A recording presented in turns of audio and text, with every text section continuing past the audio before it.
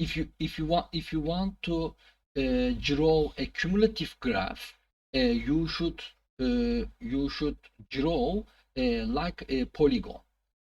And now we have another problem, but about uh, drawing the curve. For histograms 1 to 4 that represent four different sets of the data with equal width intervals are shown. Or we have four data, and which of the following cumulative frequency graphs A and D, which represent the same set of data as each of the histograms. If you look at the first histogram, and according to the first histogram, we will draw cumulative frequency graph, and for example, if you give the some number this for this column, 10, and for example 9 and 8 and 7, it doesn't change what you want to give any number. 6 and 5, 4, 3 and 2. And the first one, you have 10 frequency.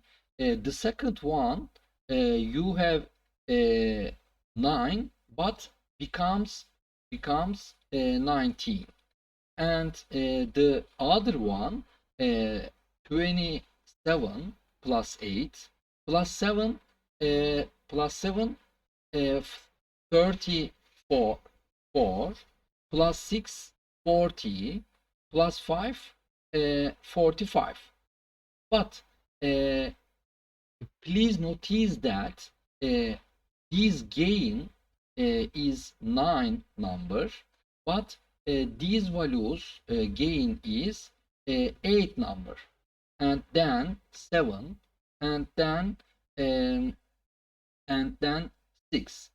So your in cumulative frequency, your values every time increase, but your increase values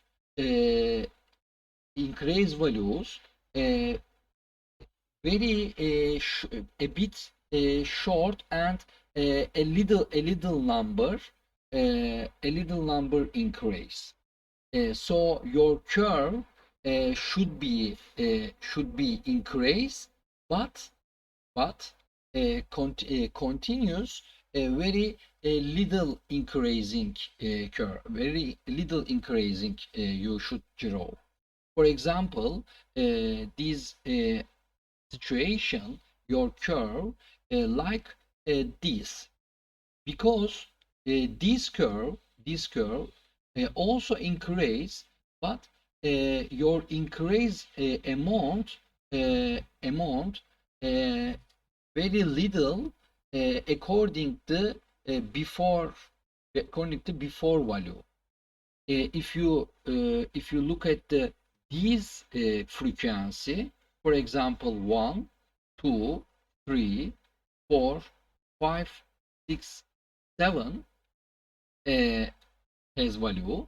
So the first cumulative frequency, the first value 1, the second value 3, the other value plus 3 6, plus 4 10, plus 5 15, plus 6 21, and plus 7 28. If you notice that between these value have two numbers, between these values have 3 numbers, and 4 numbers, and 5 numbers. So your value also increase, but very speedily increase, and your curve should be here. This curve very also increase, but slowly increasing, but this curve also increase but speedily increasing. And the first histograms and convert to or transform the cumulative histograms should be B.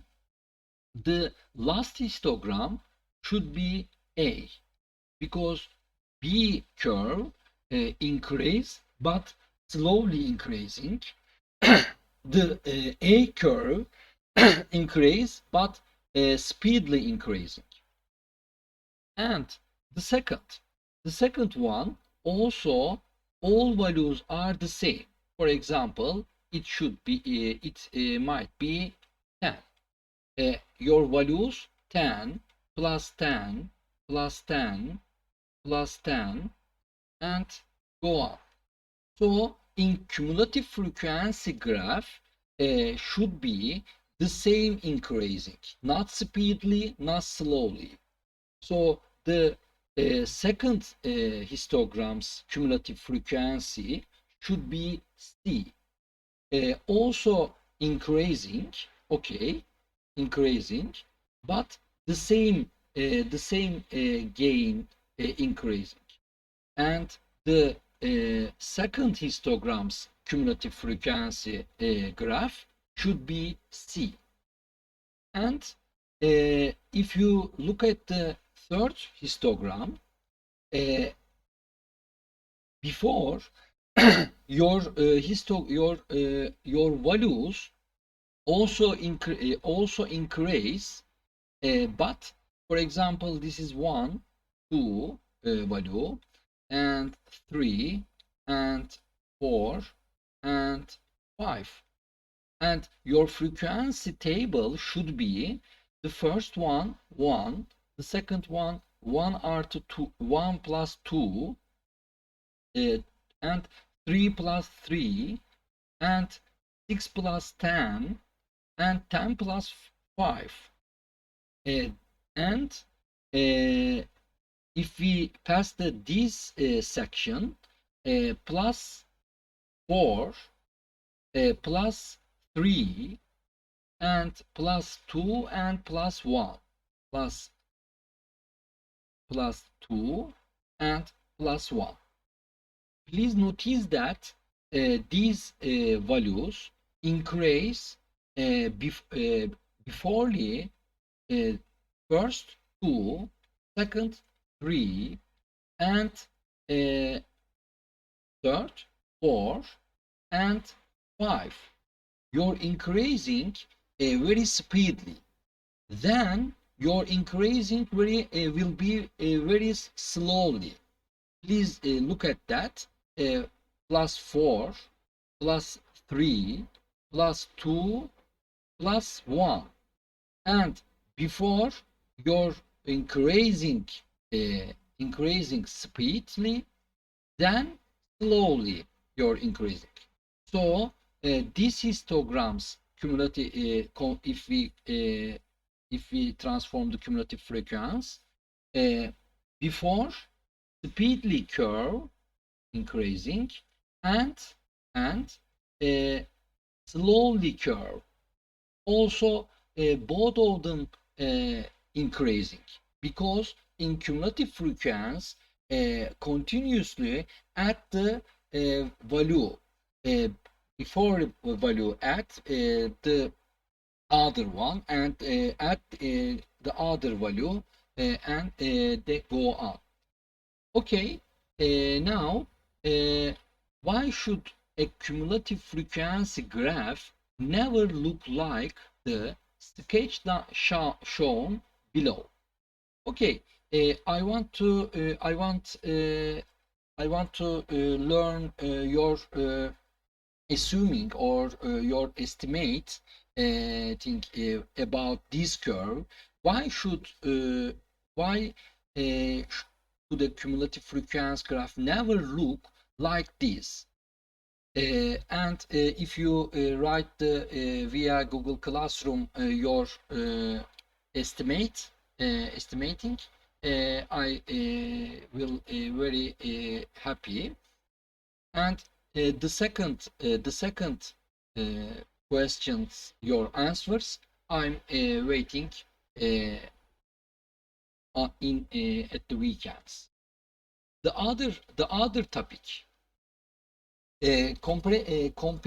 comparing different data representations. Pictograms, vertical line graphs, bar charts, and pie charts are useful ways of displaying quality, qualitative data and ungrouped quantitative data, and people generally find them easy to understand. Nevertheless, it may be of benefit to group of set of raw data so that we can see how the values are distributed. Knowing the proportion of small, medium, and large values, for example, may prove to be useful.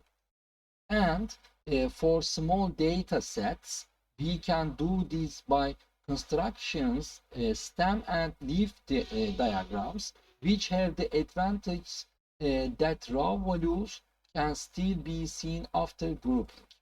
In large data sets, individual values lose their significances, and a picture of the whole more informative. We can use frequency tables to make a compact summary by grouping. It's very important for us comparing different data, what is the differences are.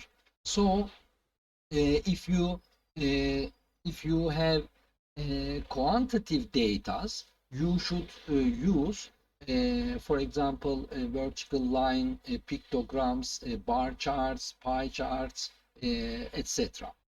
And now we have some sentences, and although some data are lost by grouping, histograms and cumulative frequency graphs have the advantage that data can be grouped into classes of any and varied widths.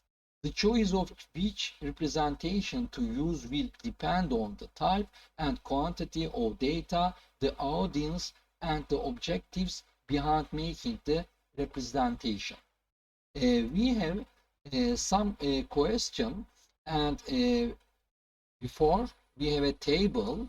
The following chart is a guide to some of the most commonly used methods of data representation. If you have qualitative data,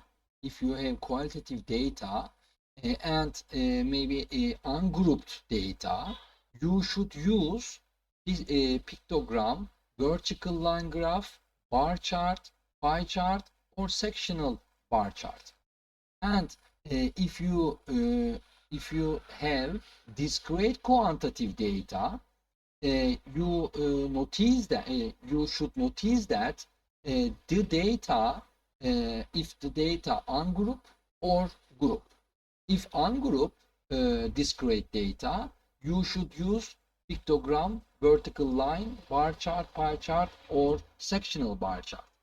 If you have a group discrete quantitative data, if you have small amount, you should use stem and leaf diagram.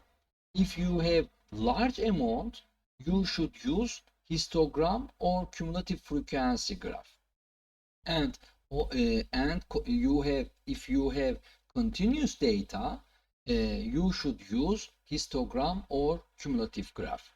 Okay, now we have some question about these informations.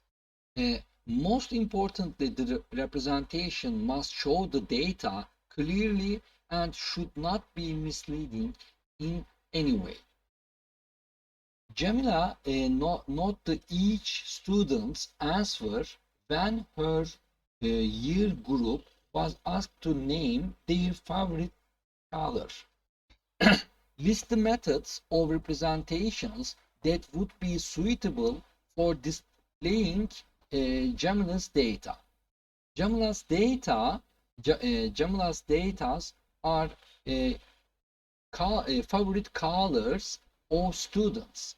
So this data is quantitative data.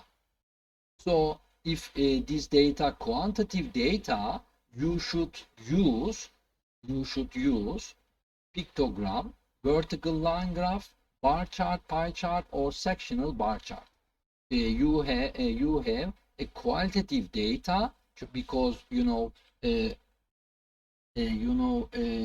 blood, type of blood, yellow, like datas are qualitative data, and qualitative data should be used these charts.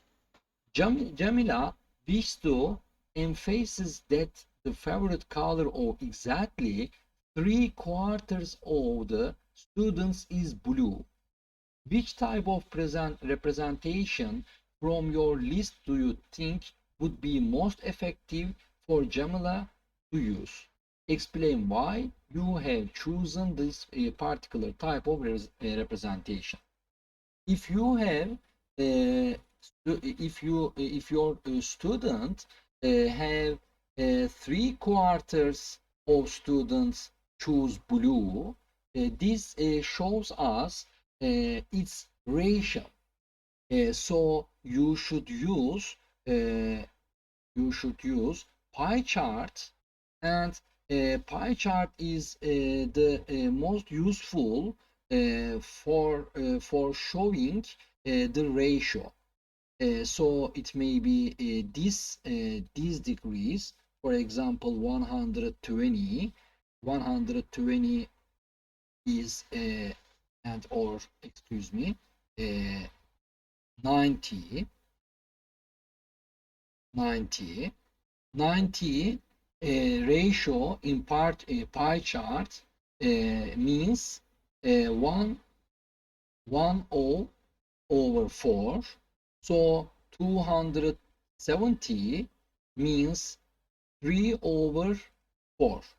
If Jamila's data students, 3/4 of the students is blue, you should show this chart, and if you should use pie chart, it's very useful for this situation. Okay, now the other one. A large number of chickens' eggs are individually weighed. The masses are grouped into 9 glasses, each of with 2 grams from 48 to 66 grams. Name a type of representation in which fact could be seen that majority of eggs have masses from 54 to 60 grams. Explain how the representation would show this. If you have a width, and the data is continuous data, you should use histogram, because the continuous data and the width, if the data have width, quantitative data, so we should use histogram. And since the majority of the eggs have masses from this game, explain this game.